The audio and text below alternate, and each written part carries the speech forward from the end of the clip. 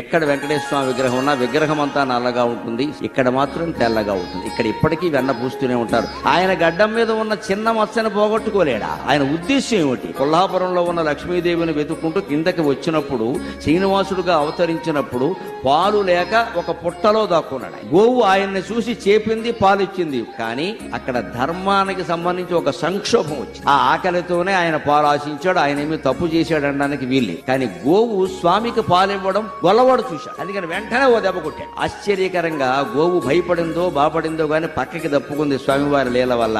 ఆ దెబ్బ స్వామివారి గడ్డం మీద పడింది. ఇప్పటికీ ఆ గడ్డం మీద మచ్చ గొల్లవాడు కొట్టిన దెబ్బ. గొల్లవాడు ఏ ఆయుధంతో కొట్టాడో కూడా ఇప్పటికీ మీరు తిరుపతి ఆనందనిలయానికి వెళుతుంటే కొట్టిన దెబ్బకు ఆయుధం ఇది అన్నట్టుగా పెట్టారు ప్రత్యేక.